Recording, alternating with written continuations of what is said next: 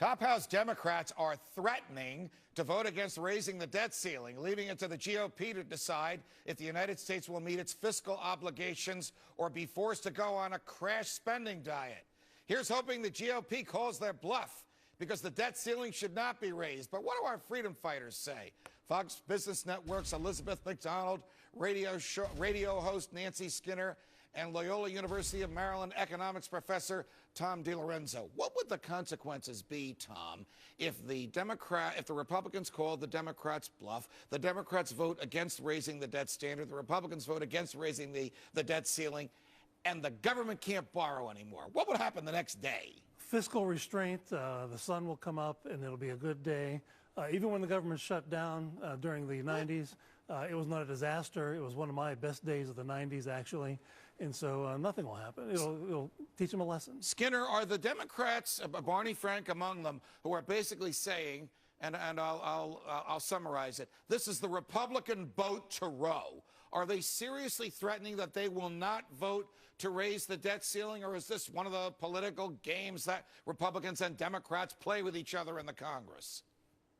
Well, why not? The Republicans are in the majority. That they run the House. It's their vote to make, and I think it would be a very teachable moment for the American public, Judge, because the Tea Party people, everyone was so upset at the stimulus and the bailouts, and that Obama had to do that or the economy would collapse. And if you don't raise that debt ceiling and default on our debt, there would be decades worth of economic damage. It would be devastating to renege. You and I have what I will call an intellectually honest disagreement on whether or not the debt ceiling should be raised. But you are a Democrat, and I think you understand how Democrats think. Would they seriously vote against this just to put the burden on the Republicans? Don't they agree with you that the debt ceiling should always be raised? Well, why not? The Republicans are in the majority. So when you are, it's easy to criticize, as they did for the first 2 years or many years, but now you're governing and you have to raise it. But it doesn't matter if you don't have a single Democratic vote, then you should do the right thing. Then you'll see how hard it is to govern, and you'll see that you do have to make tough choices. So why not? They wanted the power, they got it. Emac, do you think there's any chance that the debt ceiling will not be raised? Do you think there's any chance that the government can't go out and borrow another $1 trillion in the next 6 months? The debt ceiling will be raised. It does not trigger an immediate default by the credit rating agencies. What the rating agencies look at primarily is interest costs on the debt as a percentage of all the federal tax revenue it pulls in. Those interest costs are now about the size of the country of Belgium's GDP. So, when you think about it, look, the debt of Night about 13 months ago, the government raised the debt ceiling by $1.9 trillion. During that time, both sides of the aisle rebuffed $280 billion or so in spending cuts that they could have taken care of. They had time to do it, and they're not doing it. But that's the cultural problem with this country. I agree with Emac. If there is a condition imposed by the Republicans on raising the debt ceiling to cut the budget, I don't believe that any president, Republican or Democrat, will abide by that condition. We have a Republican majority in the House of Representatives, Tom. Tell me if you agree or disagree. In large measure because there are free market libertarians called Tea Partiers who ran as Republicans. Without them, John Boehner is the minority leader, and Nancy Pelosi is back as Speaker. Well, even Ronald Reagan got snookered by the Democrats, claiming they'll cut spending if he raised taxes. So they've already proven that that's not going to work. Yeah, and this is a litmus test for the Tea Partiers. Really, the first litmus test. If they vote to extend the debt ceiling, then they're really neocons in disguise, not really limited government. Do you agree with that this is a test of the fidelity to small government and free market of the Tea Partiers, who basically said, without using these words during the campaign, we won't allow the government to borrow anymore? Yes, it is. And people cite the example of Reagan's fight over the debt ceiling, where the Reagan administration promised spending cuts. Didn't happen, even in the face of Graham Rodman Hollings, the budget cap amendment and legislation that was. So even in the face of that, deficit spending still went up. We have had a debt ceiling fight for 11 times rather, since 1996. No surprise, 14th of those years, the GAO couldn't sign off on the U.S.'s books because they were in such disarray. Nancy, wear your political cap for me. Hang on. You like this question. What will happen to Republican Tea Partiers, the sort of new, brash, libertarian, free market folks? There's about 45 of them in the House of Representatives. If they go along with the Republican leadership and do vote to raise the debt ceiling, will they lose the next time around? Will the Tea Party that sent them there reject them? Will they become big government Republicans? If they force a default of the United States government debt, then the entire Republican Party will be out of power for the next half a century. That's a scare Judge. tactic. It won't happen. Defaulting Look, on our this debt- does No, not trigger. That's a let me scare finish. tactic. That's a scare tactic. Not raising, yes, yes, it is. You cannot say It's we're just not technical going to credit raise that default. debt It is ceiling. not an immediate downgrade to the AAA. Technical No, credit it's not a default. Hang on, It's hang on. not an Time immediate out. default. How That will not long? happen. How We long? have, we how have, long? we Hang have on, Nancy. How long obliged the would full it be? faith and credit of the United States.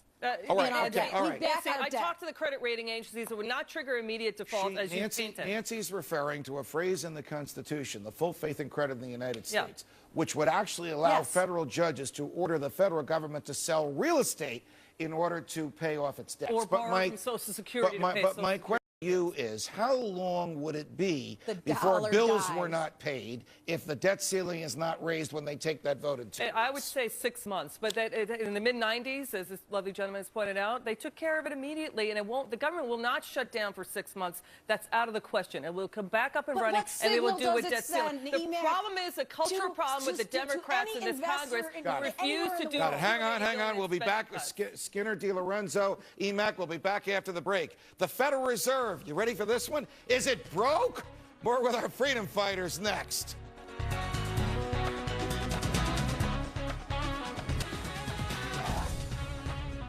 In recent testimony, Federal Reserve Chairman Ben Bernanke said, quote, under a scenario in which short-term interest rates rise very significantly, it's possible that there might come a period where we don't remit anything to the Treasury for a couple of years. That would be, I think, a worst-case scenario. Does this mean that the Fed may go broke?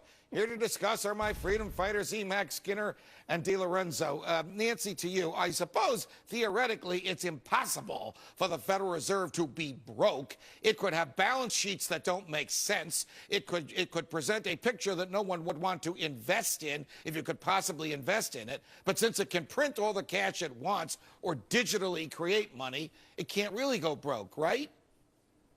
Right, for that reason. And we have plenty of room still for quantitative easing because, as he said, inflation is very low. It's like deflationary period, not inflationary. But again, back to that full faith and credit of the United States. If there's ever a problem where the Treasury can't fund continuing operations, right, then they have to raise taxes or cut spending. And so there won't be this situation, that he said is the worst case scenario. The Treasury will have to do it, and you can do it. You can print money or you can raise taxes. Let's extend those Bush tax cuts on the top richest 2% and take care of it and be done with it. All right. Has there been a time in the post-World War II era where the Fed has basically said to the Treasury, you're on your own. Don't come to us anymore. We can't afford you. No, I don't think so, Judge. I think what Bernanke is talking about here is a real need to audit the Fed, because the Fed sells bonds, and the interest that it earns on those bonds it keeps for its own expenses, its salaries, its perks, its fleet of airlines. The Wall Street Journal 15 years ago said even the head janitor made $160,000 plus benefits at the Fed. 15 years ago. And so that's what Bernanke is referring to when he's talking about money he returns to the Treasury. All right, Enoch, there's this professor at the University of Minnesota who's also an advisor to the Fed, who says that if you look at their balance sheets, they're broke. What does he mean? What he means is the Federal Reserve has become the world's biggest junk investor because it picked up, and I've analyzed as the best I could the Fed's balance sheet with the help of sources in the government. They have picked up assets backed by defunct hotel chains. Really rotten assets like Extended Stay Hotel, DoubleTree, or, defunct airports or defunct, shopping strip malls. Right. And so, what they're saying is this. The Fed won't go broke because, as you pointed out, they can print paper money, but they can basically go broke on paper. And that is to say, those assets are so poor, they are in a political conflict of interest problem right now. They may never be able to raise rates because it would really wreck the really rotten assets that are sitting on the balance sheet. Nancy, if Ben Bernanke is to follow through on the statement he made in the testimony that I just read a little while ago, that even though he says it's the worst case scenario, it may happen. If the Fed doesn't give the government, the Treasury, any money for 2 years, wouldn't that send a signal to other potential investors? Don't loan money to the federal government. Wouldn't that in and of itself force the government to start living within its means? it's just ain't gonna happen, Judge. That's what banana republics do. The Federal Reserve System is put in place to stabilize our financial system. So doing now what they banana have republics do. an obligation, and by the way, Liz, they're not broke. A lot of their TARP assets are I paying never said they off, were broke. and I they're never actually said, I never they're said they were making broke. money. I said professor the from- assets are rotten. I It's never the said they professor were from broke. the University of Minnesota who said on paper they're broke. Tom, what is the downside risk of this quantitative easing, of this flooding the market with cash, besides inflation? What other evils can come about by the Fed wantonly printing cash whenever the Treasury says it needs it? Well, Judge, the economics profession is almost unanimously opposed to price controls. They create all kind of misallocations and malinvestments. That's what the Fed is doing. It's trying to control a price interest, and it's only creating more damage. Look at savings. If interest rates rise, there'll be more savings. Judge, it creates right now. massive bubbles worldwide. It basically creates a velocity of money. Before the Federal Reserve, there were 4 or 5, 6 banking crises in the 19th century. Since World War II, there's been 140 banking crises worldwide, as other central banks are doing effectively what the Federal Reserve has been doing. Quantitative as well. easing is what caused the housing bubble in the first place. That's Nancy, That's all if the they know how to government do is more. government keeps borrowing money, if the debt ceiling keeps going up, if Ben Bernanke and company keep printing cash, will this madness of debt after debt after debt, now 14 trillion, ever end? Will it ever end? What we got to look at is the balance of, we've got to grow the economy. Right now, when you have 9.4% unemployment, we need manufacturing jobs. Here, it's not all about cutting spending. We need growth and not tightening of monetary policy. We have a deflationary risk, not an inflationary risk, and so they should be growing the economy, not tightening their belt. As usual, we are looking at this world from opposite sides, but Nancy Skinner, it's a pleasure. Tom DiLorenzo, welcome here. EMAC, thank you for joining us. Thanks. Coming up, Capitol